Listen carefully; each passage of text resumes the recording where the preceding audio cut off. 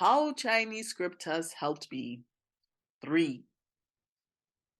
Critical thinking. Chinese script has helped me with critical thinking because, of course, no script comes with a manual that tells you what the person who created it was thinking. These characters are thousands of years old, and sometimes we don't know exactly why certain elements are brought together to form a complete word. We have to use our common sense, our critical thinking skills to be able to decipher that because the words are not arbitrary. A lot of thought went into each Chinese word. So, for example, the word for hummingbird combines the word. It's feng niao, and feng represents bee, as in bumblebee kind of bee, bee, bee. Well, it doesn't have to be a bumblebee, but a bee. And niao represents bird. Feng niao. Don't worry about how it looks, okay? We're just focusing on the meaning. Um, why do you think a hummingbird would be called a bee bird? Do you know anything about hummingbirds? If you're from Trinidad and Tobago, you might know a thing or two. If you're from Trinidad and Tobago, you may not know a thing or two. I don't know. But anyway, feng bee, niao, bird. Well, we understand the bird part. That's easy. A hummingbird is a bird, right? But why would they put bee together with bird? I think for two main reasons.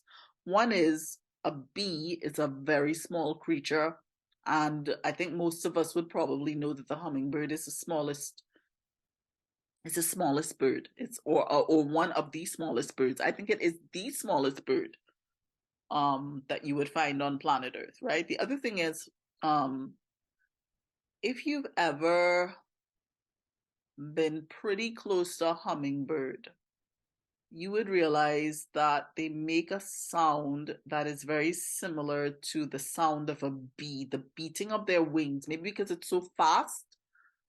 Whatever the aerodynamic, you know, um, physics explanation is, the beating of their wings makes them sound like a bee. They do sound like a bee. They sound like they're buzzing, okay? But it's coming from their wings, not from their beak. So I think that's why they're called hummingbirds. And but to come to that conclusion, you see that I had to put a bunch of different clues together.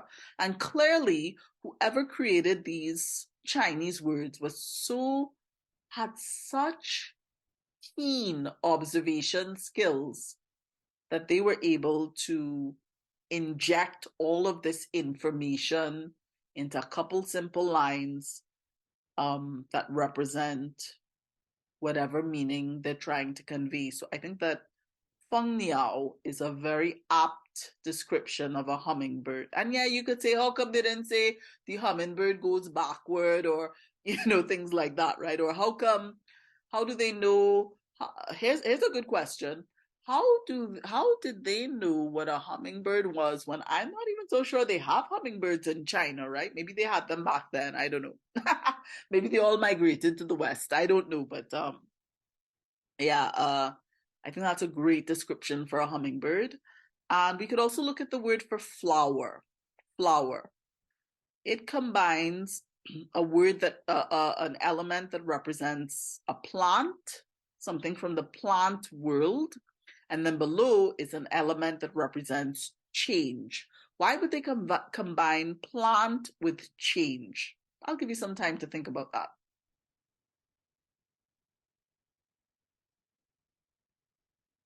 Okay, so wow, I guess we could talk on and on about this, but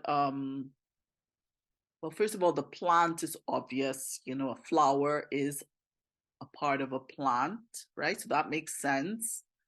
And what about change? Well, a flower is a part of a plant. that indicates that some kind of change is taking place. So for example, when you see a flower appear on a vegetable plant, you know that the fruit is coming pretty soon. On a vegetable or fruit, on a vegetable plant or a fruit tree or something, you know that when you see a flower, a fruit is going to follow. So you know that a change is coming. A flower is also the part of a plant that could tell you that the external environment is changing. So not just something that's happening within the plant, but something in the environment. So for example, when winter is when winter is morphing into spring, flowers pop out of the ground, flowers pop up on trees. You smell the fragrance of flowers. That tells you that the season has changed. And I don't know, maybe you could think of other things like when a man gives flowers to a lady, he's in love, something has changed. He feels differently. I mean, you can look at this on so many different levels. And yeah, so a flower is a part of a plant that indicates that something has changed or will change, right? So I don't know, maybe you've thought of other things. Feel free to let me know if other thoughts came to mind for you. But yes, Chinese can help with critical thinking. And I mean, I've used two very straightforward words like hummingbird and flower. But when you get into more, um, slightly more nuanced words or more words that are a bit more profound, like words like listen or study or, all kinds of different words. There are hundreds, thousands of them. And you spend time dissecting them, analyzing them, deconstructing them, and putting them back together, you would be amazed how your perspective of things is just explodes and how it expands. So, yeah, Chinese is a wonderful language for learning or teaching critical thinking. And I would also say that to benefit from that critical thinking aspect, you really have to get over the hurdle of saying, but that doesn't look like this and that doesn't look like that, because that's just an unnecessary distraction. You do have to divorce yourself from any kind of linguistic insularity where you're kind of like, very loyal to your own language and your own perspective of things. You really kind of have to take a leap of faith and a step of faith and just put those kinds of feelings of doubt or feelings of, I just don't see it. You have to get past that and to be able to extract that value from Chinese script. So that's it. Chinese script has really helped me with critical thinking and given me an added resource for teaching critical thinking to people who may be interested in improving, that aspect of their skill set.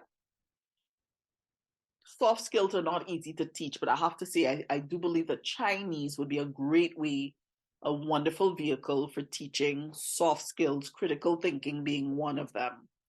So that's it. On to the next video.